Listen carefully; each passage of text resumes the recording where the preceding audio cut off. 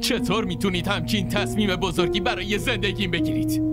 آخه چرا متوجه نیستین؟ من نمیتونم بدون مینا زندگی کنم. شما الان بهشون زنگ بزنید. همین الان زنگ بزنید بگید که این ازدواج کنسل نشده. چطور میتونید همچین کاری بکنید؟ نفسم داره بند میاد، جونم داره از دستم میره. من خیلی ناراحتم. من میمیرم. آخه چرا نمیفهمید؟ هرچی سر شما اومده به ما چه؟ برای چی به جای عبدالله دارید ما رو تنبیه میکنید؟ مینا که باعث ازدواج عبدالله نبود. هر کاری هم با شما کردن، مادر بزرگ کرد، عمه کرد. من و مینا که نکردیم. پس برای چی ما داریم تنبیه میشیم؟ چرا اینقدر ساکت نشستیم؟ یه چیزی بگین، یه جوابی بهم بدین. نمیتونید با هم این کارو بکنید. این همه یاد خاطرات بدتون میافتین. غم و غصه منو نمیبینین؟ اذیت شدنمو نمیبینین؟ شما هر چی بگی، بقیه هر چی بگن، من با مینا ازدواج میکنم. نمیتونم عشقمو به خاطر دخترتون و خاطرات قدیمیتون فدا کنم. کی عروسی میکنی؟ خیلی زود. هر چه زودتر بهتر. پس بیا بریم وسایلمون رو جمع کنیم. خیلی فرصت نداریم. باید هرچی سریعتر از خونه داوود بریم. این چه ظلمیه؟ برای چی منو تو این امتحان میذارین؟ تو رو خدا مامان، منو تو همچین آزمایشه سختی نندازین. ازدواج ما دوتا رو هم از این ترازو بیرون بکشید. من شما رو هم همونقدر دوست دارم. نه پسرم، تو اونقدر هم که میگی ما رو دوست نداری. اگه دوست داشتی اون وقت به تنها خواهر خودت نمیگفتی دختر تو. غم قصه های زندگی منم اونقدر برات بی اهمیت نبود. واقعا ما الان نباید دیگه تو خونه ای تو باشیم. تو خیلی از ما دور شدی. عشق مینا تو رو کور کرده پسرم. هم کور شدی، هم حافظت رو از دست دادی. مادر و خواهرتو فراموش کردی، فقط مینا تو ذهنت مونده. من نباید تصمیم میگرفتم، تو باید تصمیم میگرفتی که گرفتی. خب باشه، منم تصمیم تو قبول دارم. ما اصلا تو رو اجبار نمی کنیم. از امروز ما برای تو مردیم و تو هم.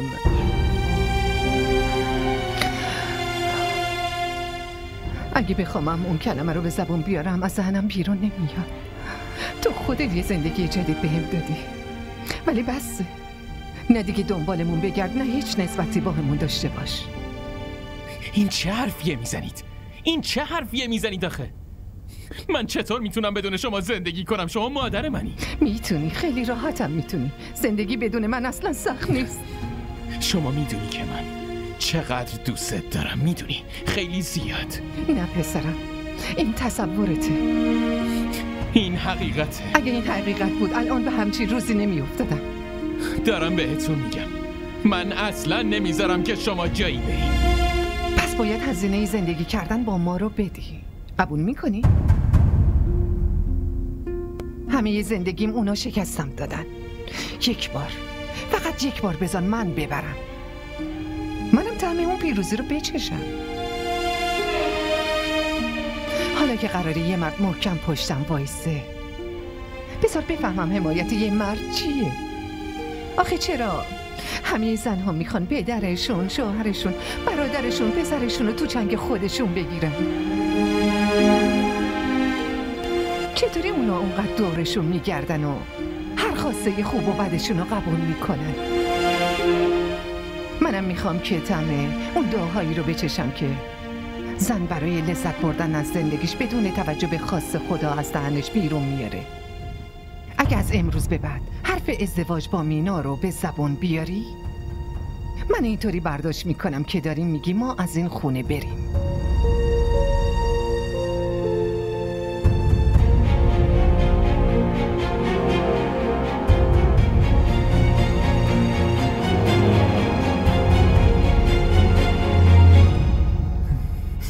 داوود هیچی بهتون نگفت؟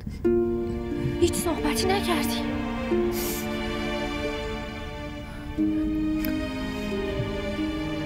اون فقط داشت با تعجب مامانش رو نگاه میکرد. وقتی داشتم میرفتم امید داشتم که بیاد دنبالم، ولی نه دنبالم اومد نه پیش مامانش رفت. فقط همونجا وایساده بود، سردرگم و ناراحت شده بود، هیچ حرفی نمیزد. دنیا عجب گرده، برنده رو بازنده و بازنده رو برنده میکنه. من هیچ وقت فکرشو نمی کردم که خدا یه روزی بیاره و که منم مجبور بشم جلوی گیتی سرمو خم بکنم. میفهمی چی میگم؟ من شخصیتمو جلوی گیتی مخفی کرده بودم، ولی روش شد، اونم با حقارت از روش رد شد. میفهمی؟ اون زنی تو رو پس زد که همه یه جوونیشو به خاطر چاپلوسی من با دست و صورت شستن و حمام کردن و تر خوش کردن شما گذرونده. مینا، از امروز به بعد اگه تو دلت حتی یه ذره برای مادرت احترام قائلی، پس داوودو فراموش کن. در موردش حتی فکرم نکن دختر. این که خودتو سر پا نگه داری خوبه، ولی این که خودتو ذلیل کنی ظلمه. میبینی اون بدون اجازه مادرش با اینکه یه مرده نمیتونه یه قدم جلو بذاره. پس تو هم به خاطر مادرتون رو فراموشش کن. فراموشش کن دخترم، دیگه حتی بهش فکرم نکن. زنای خانواده های پست همه یه کاراشون پسته. اون چی فکر کرده؟ یعنی بدون پسرش تو مجرد میمردی ها؟ پسری که میبینه مادرش انقدر پشت سر حرفای بد میزنه و هیچی نمیگه، بعدن چطور میتونه یه شوهر خوب باشه؟ مامان چرا به حرفت گوش دادم ها؟ چرا گوش دادم آخه؟ چرا گوش دادم؟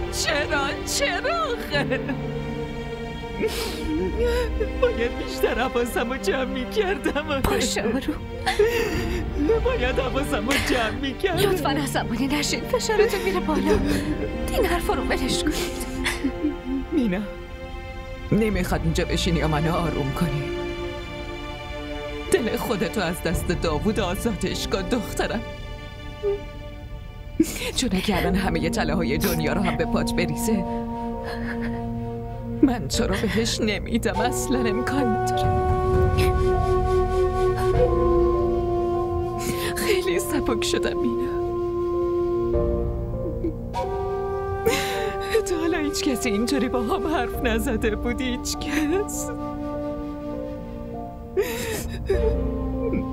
به جون خودت قسمت میدم دیگه هیچ ارتباطی با داوود نداشته باش، خواهش میکنم. هیچ ارتباطی نداشته باش. قیافشم نمیخوام ببینم.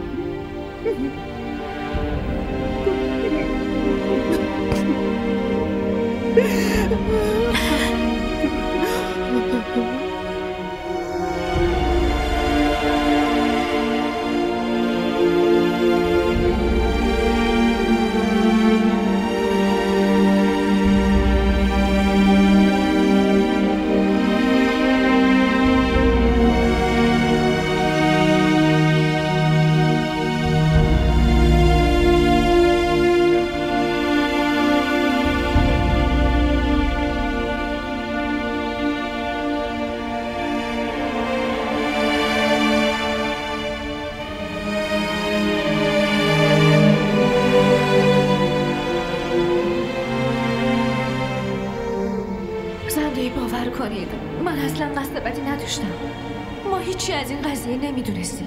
مامانم هم اصلا خبر نداشت. ما دوتامون این خبر رو شنیدیم و شوکه شدیم. دختر من دیگه هیچ نسبتی با عبدالله نداره.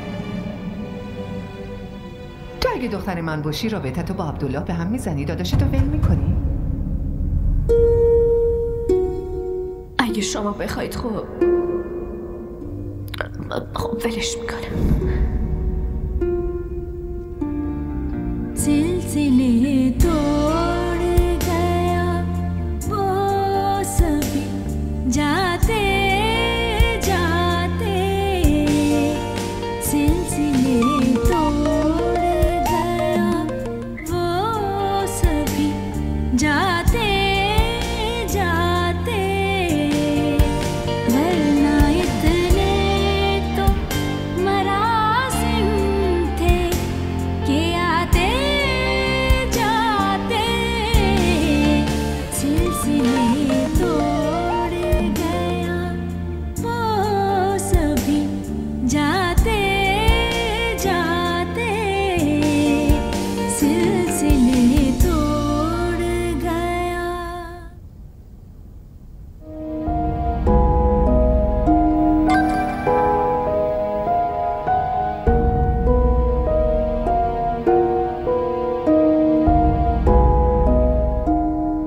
مینا خواهش میکنم، من هیچ ربطی به این تصمیم ندارم. لطفاً گوشیتو جواب بده.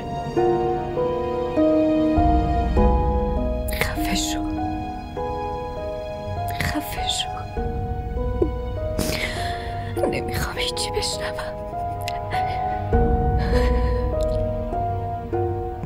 نمیدونم چی بگم. نمیدونم که چی میخوام.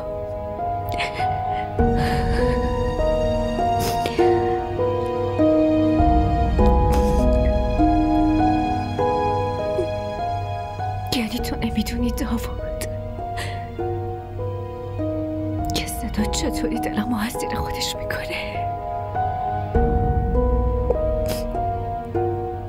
ولی فقط تو که نیستی. مادرم هم گردنم حق دارم. باشه باشه، برو وظیفتو انجام بده. بذار منم وظیفه‌مو انجام بده.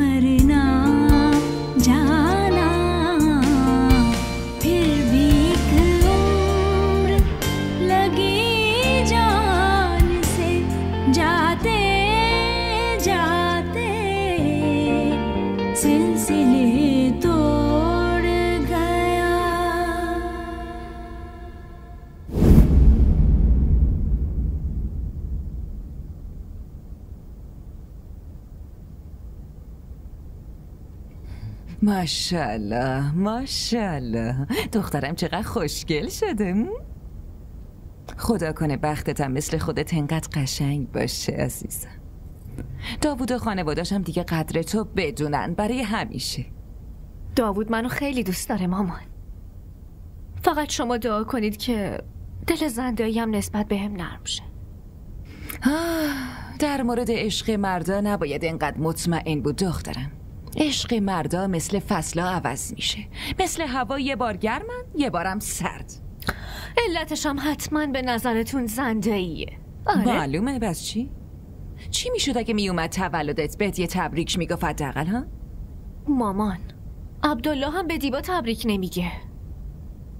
خب ما که میریم به دیبا تبریک میگی. پس با هم دیگه بی حساب میشیم. از طرف ما عبدالله نمیاد ما میریم، از طرف اونا داوود میاد اونا نمیان. یه ذره تحملمون میکنن، ما هم یه ذره تحملشون کنیم. میدونی تو این حساب کتابای زندگی کوچکترین اشتباهی خیلی از صفحاتو خراب میکنه.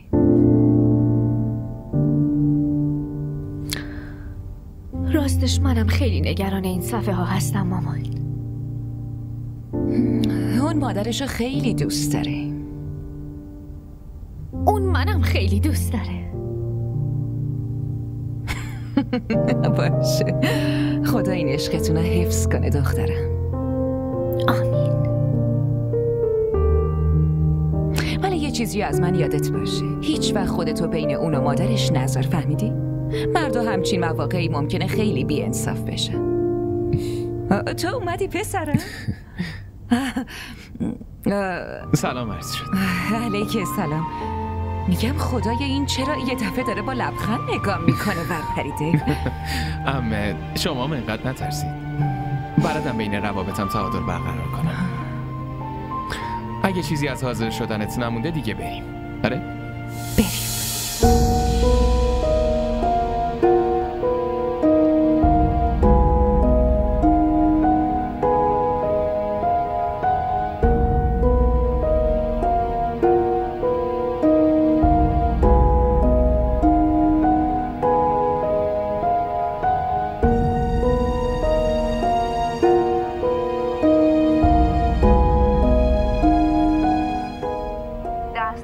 مشترک مورد نظر خاموش می باشد.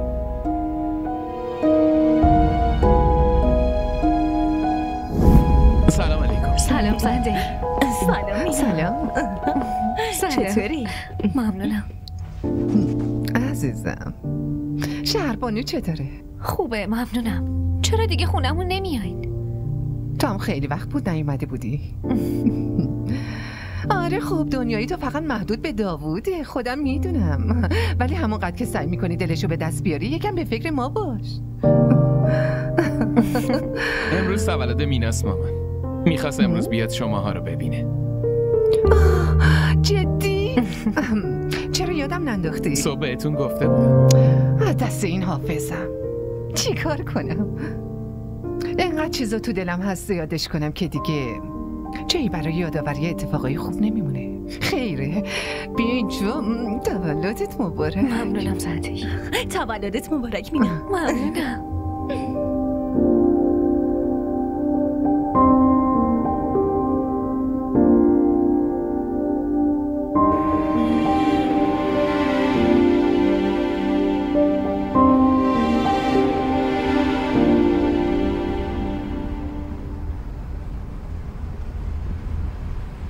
بس دیگه عزیزم، اینقدر ناراحت نباش. اشتباه من بود، الکی بردمت خونم. شب به این خوبی داشتیم، حالا موقع برگشت اینقدر ناراحتی. باشه ببین، من از طرف اونا عذر میخوام. خواهش میکنم، من شرمندم. لطفا. داوود، من حالم اصلا خوب نیست، منو برسون خونه.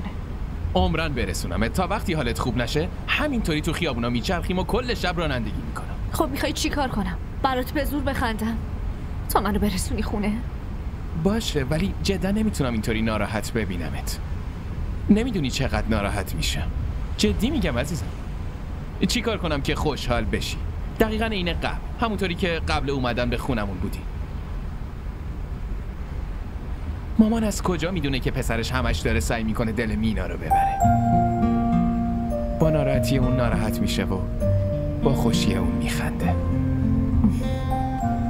اگرم مینا یه بار با روی باز پسرش رو نگاه کنه دیگه کل روز کیف بچهش کوک میشه. اگرم یه اشک از چشمش بیاد کل شب خوابش نمیبره. مامان که این چیزا رو نمیدونه. راستی ببین مینا، دوست دارم، خیلی دوست دارم.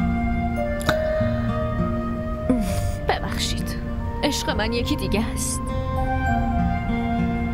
چی؟ مگه از نشم رد چی؟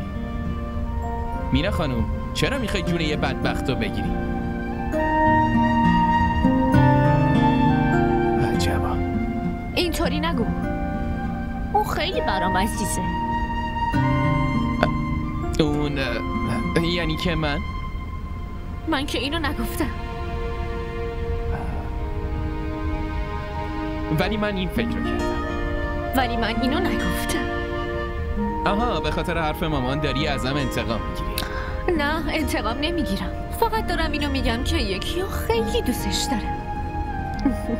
باشه بس کن. خودم میدونم شوخی میکنی، ولی خیلی شوخی بد و مسخره‌ایه. حتی از حرفی که مامانم بهت گفتم بدتره. با این حرفت منو خیلی زیاد اذیت کردی. اصلا میدونی چیه؟ نظرم عوض شد. میریم خونه. باشه؟ خوشحالی الان؟ منو اذیت کردی؟ داوود، تو که میدونی شوخی کردم چیه مگه؟ برای چی بدت اومد؟ باشه بابا، ببخشید. داوود ببخشید دیگه. تو که میدونی منظورم خودتو بودی، دیگه چیه؟ باشه بابا، منم تو رو دوستت دارم. منم دوستت دارم دیگه. باشه، تا وقتی قبول نکنی منم خونه نمیرم. همینطوری رانندگی کن.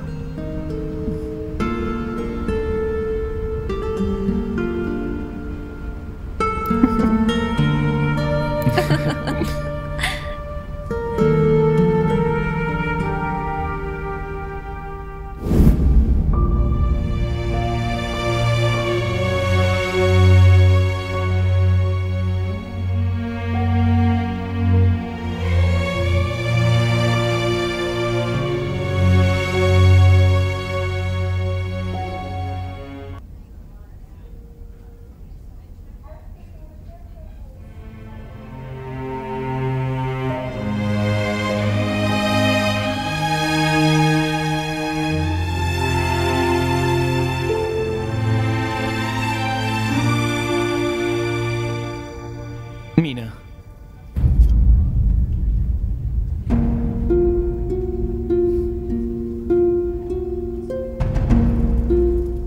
یه لحظه وایسا لطفاً. چرا؟ چون من دلم میخواد. ولی من حتی دیگه دلم نمیخواد ریخت تو ببینم. همچین چیزی ممکن نیست. خودم اینو میدونم. لطفاً اینجا جای این حرفا نیست. خب پس باشه، بیا بریم یه جا بیرون. مامانم اجازه نمیده. اونم برای من خیلی عزیز و محترمه. منم همون فداکاری رو دارم میکنم که تو کردی. مینا، این نامزدی از طرف من تموم نشده. جدی؟ دیگه باید همه جا جار میزدی تا همه بفهمن. دیگه هیچ وقت سر راهم نیا. خودت میدونی که این دست من نیست. لطفاً شماره‌تو بهم بده. عمرن بدمش، چون اینم دستور مامان منه. لطفاً مینا، لطفاً یه ذره به حرفام گوش کن. من وقت ندارم. باید مامانمو ببرم بیمارستان. چرا؟ عمه چش شده؟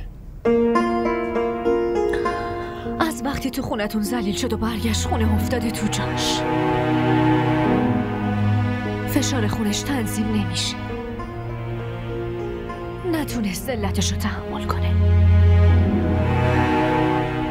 منم اگه تو رو ببینم ناراحتیش بیشتر میشه. منم اصلا نمیخوام این کارو بکنم. واسه همین اگه من و تو با هم قبلا هر ارتباطی داشتیم، دیگه از امروز به بعد دنبالم نیا.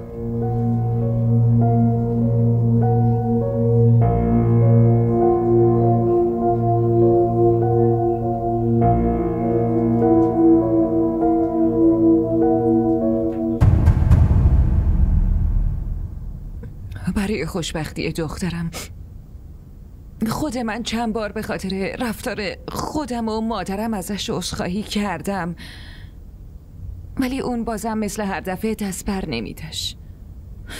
اگه امروز مامانم یا برادرم زنده بودن، اون میتونست اینطوری خوردم کنه و از خونش بیرونم کنه. بعدم نوربانو، من میخواستم خودم برم بچه داداشم رو خواستگاری کنم و بیارم عروس خونم کنم، ولی وقتی پسرم حرفم رو گوش نداد چی کار باید بکنم؟ منو خیلی سبک کرد و از خونش انداخت بیرون. خیر، اشکالی نداره، حتما خیرم تو اینه، ولی طوری که دل دخترمو شکونده و خارش کرده. میدونی کل روزو همینطوری الکی تو خونه میشینه. صبح وقتی بیدار میشه چشماش برق ندارن، ولی برای دلخوشی من الکی لبخند میزنه. بعد داوود، کسی که انقدر دایه عاشقیش میشد، همینطوری عین دیوار ساکت وایستاده بود. لالشم اگه یه قدم جلو اومده باشه یا سعی کرده باشه نگه هم داره، میفهمی؟ نه دیگه چیزی نگو شهربانو، نیت تو صاف بوده، بقیه‌شو بسپر به خدا. ما به اندازه کافی عذرخواهی کردیم دیگه. این که مادرمون چه رفتاری داشت فقط خودش میدونه. ما سعیمونو کردیم جبران کنیم. بعدم ببین گیتی دیگه تو دلش چیزی نیست، دلشو صاف کرده. تو هم دلتو صاف کن. من از وقتی این قضیه رو ازت شنیدم یه لحظه هم آروم نداشتم. پدر فهدو در آوردم که منو زودتر بفرست پیش خواهرم. اون بیچاره هم خیلی وقت نداره، تازه بیزینسو شروع کرده، همش سرش به اون گرمه. خدا رو شکر بلیت پیدا شد و منو فرستاد بیام. اون هم یه نفس راحت کشید. مامان، خال شمایی؟ کی اومدین؟ همین الان رسیدم دخترم. خاله چرا به من نگفتین؟ می اومدم دنبالتون. دیگه همونجا تاکسی گرفتم اومدم، برای همین بهت نگفتم، وگرنه دوست داشتم زودتر ببینمت. مرسی، ممنونم. باشه دیگه گریه نکن، خدا بهت صبر میده. دخترم یه پسر بهتر از داوود پیدا میکنی. خیره، بگین واسه چی یکی دو روز زودتر خبر ندادین؟ انقدر یهویی. مامانت خبر داشت که من یه روز تو هفته بالاخره میام. دیگه فقط یه دفعه فرستادم. حالش چطوره؟ خیلی خوبه. دخترم من از راه به این دوری اومدم، یه چیزی درست کن بخورم. یه چای یا قهوه برام بیار. ببخشید، الان میرم میارم.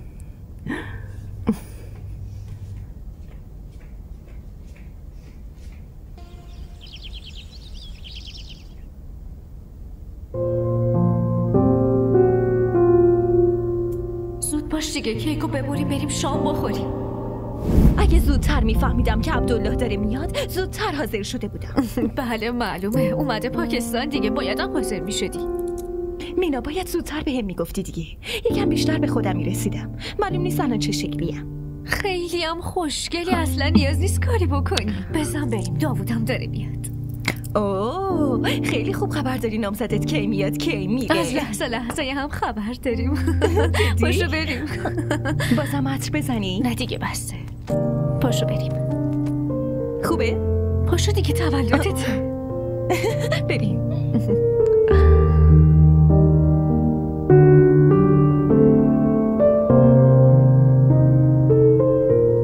زود باشین کیکو ببریم.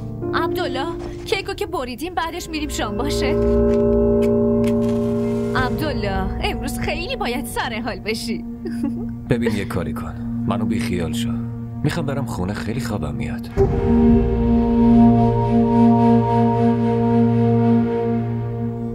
یعنی چی؟ امروز تولد دخترمه، حرف خواب ما با پیش من نزنیم. خب که چی؟ عجب گیری کردی ما. باشه، تولدت مبارک. عبدالله پاشو بیا اینجا بشین. پاشو دیگه، آفرین، بسه. پاشو بیا. باشه بابا، حالا میام.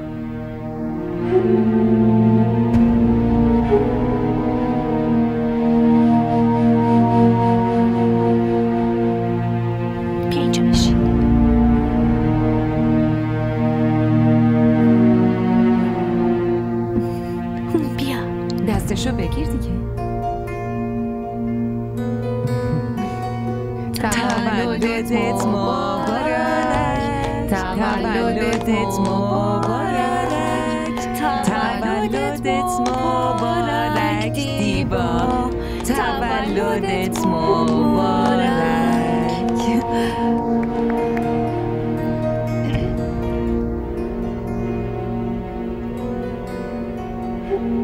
ماشاءالله ماشاءالله باشه.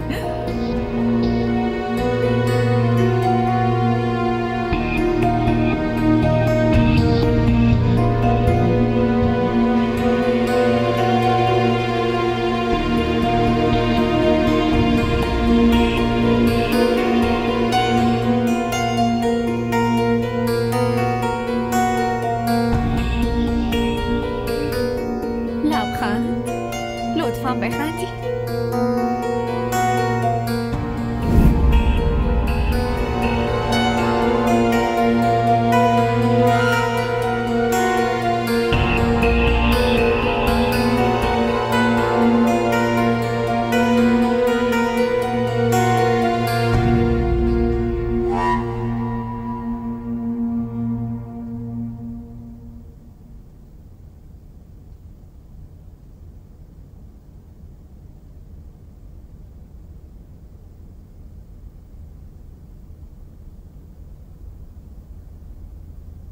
میدونم نمیخوای ریختم و ببینی،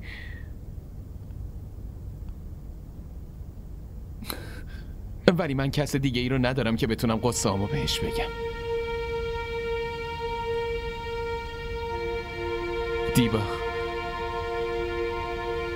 اگه تو بدونی من چقدر ناراحتم، چه عذابی دارم میکشم، شاید بتونی کمکم کنی آروم بشم.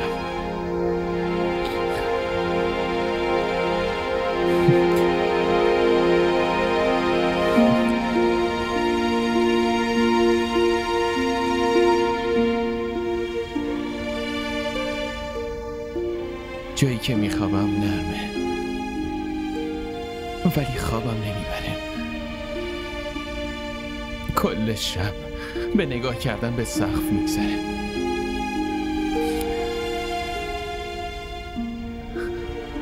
از همه چیز بدم میاد. همه چی به نظرم زشته، قناسه، بیرنگه.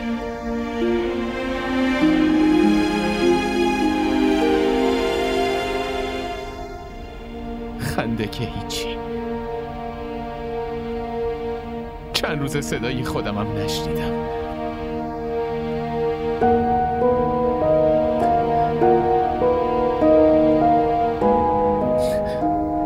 دیبا،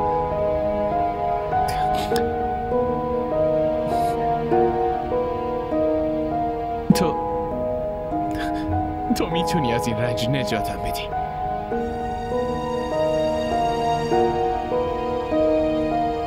خوشحالی تو دست من نیست، ولی خوشحالی من دست توه. با مامان حرف بزن، راضیش کن، اون حرف تو رو گوش میده. تو رو خدا دیبا، منو از این رنج نجات بده لطفاً. داوود، خودت میدونی حرف همیشه حرف مامانه. منم نمیتونم عوضش کنم. خودت میدونی یا مامان، من همین الانشم مردم. لطفاً بیشتر اذیتم نکن، لطفاً.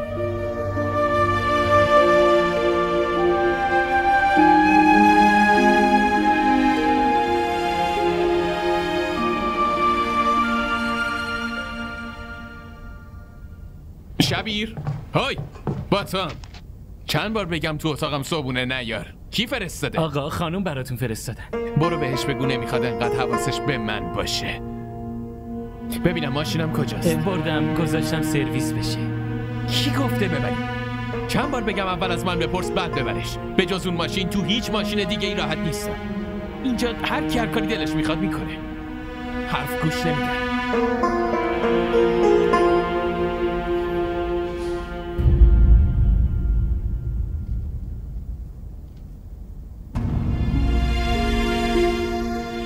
چند بار بگم تو اتاقم صبونه نیارم؟ کی فرستاده؟ آقا خانم براتون فرستاده. برو بهش بگو نمیخواد انقدر حواسش به من باشه. دیشب اومده بود پیشم که چه کمکی میتونم بهش بکنم. منم گفتم من تو کار تو و مامان دخالت نمیکنم. معلوم نیست این طوفان کی تموم میشه. یه راه خیلی ساده‌ای داره. شما اینو زنش بدین. قبل از اینکه مینا با یکی دیگه عروسی کنه شما زودتر دامادش کنید. حداقل یه ذره احساساتش کنترل میشه.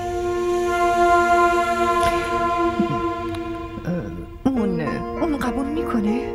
مامان با همون روشی که مجبورش کردین مینا رو ول کنه با همون روش هم برای ازدواج راضیش کنه.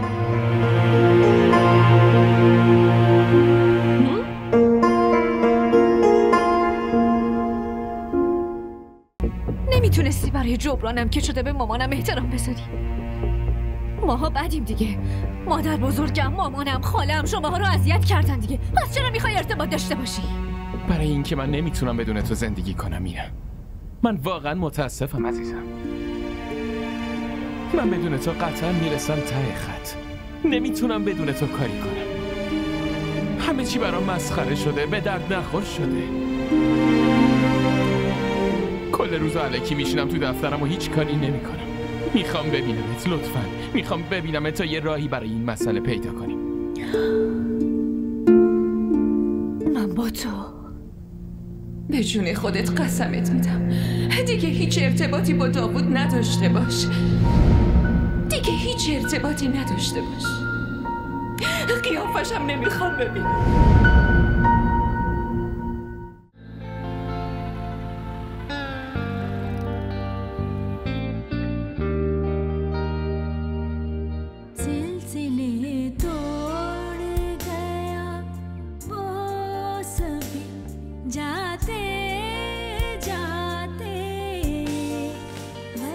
DDTV ارائه کننده بزرگترین سریال های درامای ترکی، کره‌ای، پاکستانی دوبله شده به فارسی می باشد. لطفاً سابسکرایب کنید و عضوی از خانواده ما شوید.